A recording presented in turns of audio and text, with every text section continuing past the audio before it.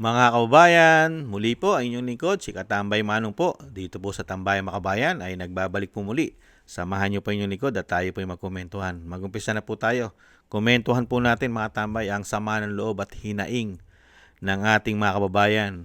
Ito pong ating mga kababayang rider at meron pa pong namatay na kababayan nating rider dahil po sa pahirap at grabe pong tagal na pamimigay nila ng ayuda dito po sa mga rider na sinasabi pong 5,000 pero grabe pong pahirap at pasakit ang inabot po nila. At tayo po ay nakikiramay sa kababayan po nating namatay na rider dahil po sa pila. Grabing init. Grabe. Hindi po natin naranasan yan nung panahon ni dating Pangulong Duterte na pinahihirapan po ang taong bayan. Unbelievable. Ito po, pakinggan po natin at syempre po condolence po sa ating kababayan. Ito po mga kababayan, pakinggan po natin sila at komentuhan. Ang pagbigay ng ayuda, dapat hindi pinapahirapan ng tao. Hindi katulad ng nakarang presidente, pag nahihirapan ng tao, gagawa sila ng paraan. Stop muna natin, gawa tayo ng paraan para mapadali. 11 ng umaga. Hanggang ngayon. Hindi pa nakukuha yung 5,000. Hindi pa. Oo. 5,000 lang kukunin. Kung gaano pinahirapan yung mga tao, mga rider, gano'n na lang. Hindi nila naisip yun. Basta ang inisip lang nila, nagbigay kami ng ayuda, tapos na yun. Ilang oras ka na nakapila? Almost 13 hours na po. 13 hours. Yes. Bakit umabot ng nagtyaga ka ng ganong katagal? Dahil sa 5K na yan!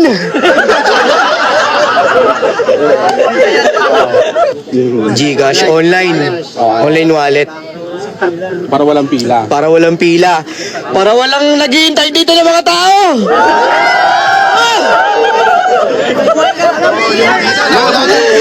Nahimatay daw rito eh. Meron na po. May namatay na po dito sa lugar na to. At sumalangit daw ang kanyang kaluluwa. Ayun po.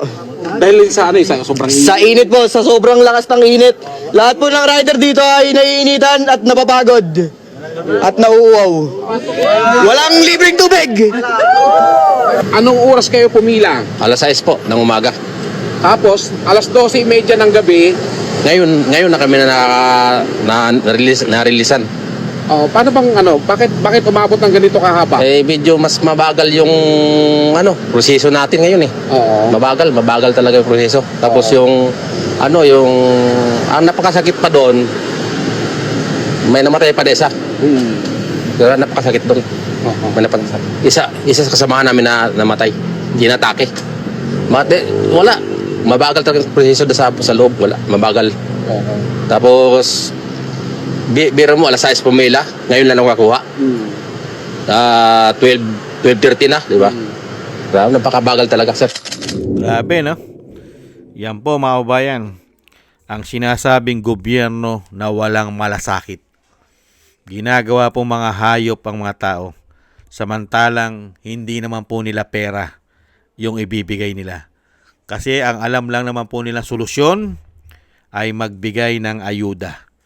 Magbibigay na lang ng ayuda, pahihirapan pa ang taong bayan. Hindi naman po sa bulsa nila galing. Hindi po ba? Tayo rin po ang magbabayad nun. Buwis natin. At nangungutang pa sila. At tayo rin ang magbabayad sa buwis natin. Nakakalungkot. May namatay pa. Biruin nyo, alas 6 ng umaga. Alas 12 ng gabi. Nung mabigyan. 13 hours. Sabi nung ating mga kababayan, nahando na sila. Wala man lang pagkain, walang libreng tubig man lang. At yung kababayan natin, namatay. Namatay pa ang ating kababayan dahil dyan sa sinasabing ayuda na 5,000. Grabe, ginagawa kang hayop. Hayop, hahagisan ka na lang. Ngayon, pagka hindi pa nila hinahagis, maghihintay ka kung kailan nila ihahagis.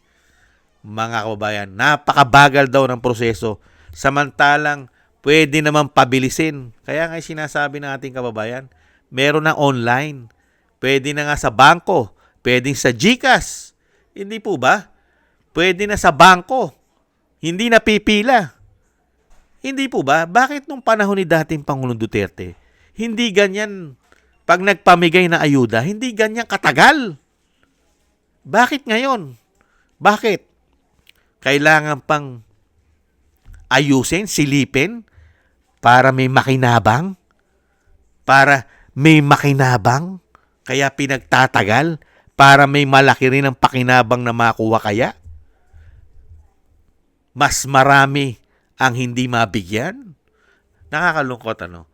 Hindi naman lahat ay mabibigyan. Limitado lang. Limitado lang naman po mabibigyan dyan eh. Pag sinasabi mga riders, limitado lang. Pero pinahirapan mo pa. Hindi ka naman nagbigay ng ayuda sa buong Pilipinas. Hindi po katulad ni dating Pangulong Duterte. Halos buong Pilipinas. Pero hindi nagkakaganyan ang bigayan sa ayuda. Kaya ngayon kababayan natin, ibang-iba na raw ngayon. Napakalaki na ng pagbabago pagdating sa sistema sa pagbibigay ng ayuda. Nakakamatay na. Walang malasakit eh. Di ba? Katulad niyan, may namamatay. Kung yung namamatay nga na mga kababayan natin mga bayani, wala rin silang malasakit eh. Meron ba? Kailan pa dumating yung namatay na galing sa Kuwait? Mahigit 20. Mahigit 20 kababayan natin na malamig na bangkay na umuwi. Nagkaroon ba sila ng malasakit man lang? Nakita ba natin? Na may malasakit man sila? Hindi nga natin sila naaninagan. Na sinalubong man lang nila ang ating mga bayani. Ngayon, ano rin ang magiging pakinabang natin sa mga tao na ito? Ipagmamalaki nila ang ayuda na hindi naman sa bulsa nila galing. Unbelievable. Nakakalungkot, ano? Nakakalungkot na malaman mo, mabalitaan mo. Ayuda. Pera ng taong bayan.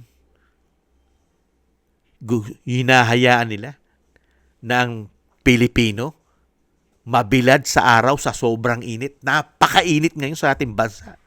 Tapos nahandyan ang mga rider. Rider pa lang yan, ha? Mula umaga hanggang hating gabi. Kung ikaw ay mahina-hina ka at may sakit, pipila ka riyan sa init, sa gitna ng init, mula umaga hanggang hapon, hanggang gabi. Gutom! Hindi po ba? Iintayin mo lang yung kakarampot na pera na 5,000. Pag naibigay sa'yo, sandali lang ubos.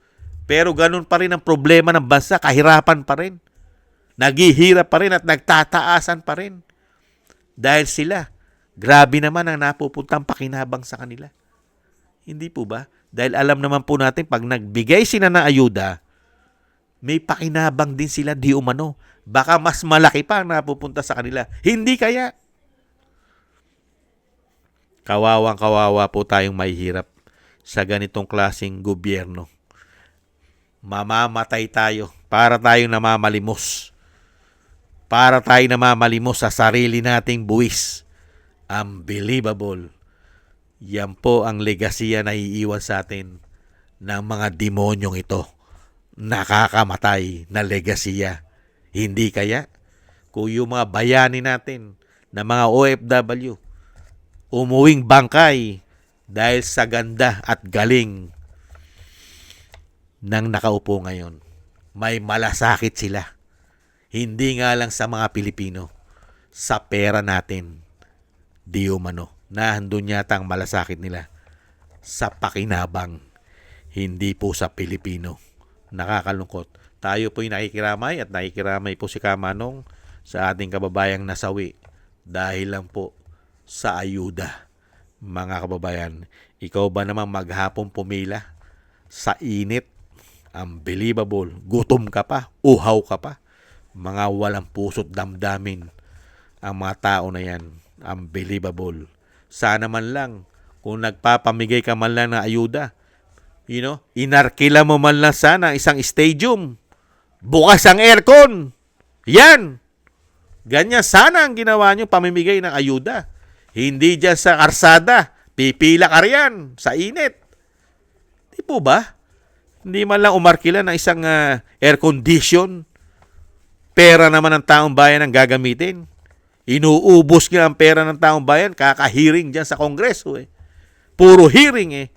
Eh di sana dyan sila nagpamigay ng ayuda sa Kongreso, air condition, palayasin muna nila mga buhayar yan. At yung mga taong bayan naghihirap, ang ilagay nila dyan, naka-air condition. Hindi po ba? At pakainin at busugin. Pera naman ng taong bayan ang ginagastos. Hindi naman nila pera. Kaya lang, hindi naman nila gagawin. Dahil manghihinayang sila sa gastos, imbis na sa kanila na mapupunta. Hindi kaya? Unbelievable. Maraming salamat po mga tambay. Sa gusto po ng ating tambayan mga kabayan sa YouTube at TikTok at ganoon din po sa ating mga subscribers. At patuloy na nagsusubscribe. At sa mga nagko-comment, like, share, and subscribe, mabuhay po kayo. Shoutout po sa inyo lahat. At thank you rin po sa mga nagbibigay po ng tulong at biyaya. Thank you po kay Tatay Nick ng Canada, Eric Hershaw ng Canada, kay Mila Yee, Annie Jo, Jem Aris sa United Arab Emirates, Kingston ng Hong Kong, Jake Yahut ng California, USA, Gina Ray ng Berlin, Germany, Julieta Silona ng Sydney, Australia, Baby Roman, Ate Isa ng Cagayan, at ako si Pilam, at si Annie Jo, si Gayat Shena, Balance Vision TV, Jesus Valdefena. Maraming salamat po sa inyo mga kabayan at ingat-ingat po kayo, lalo-lalo po sa inyo pong mga paggawa. At God bless po sa inyo lahat mga kabayan. At muli po, tiis-tiis lang po. Bye-bye!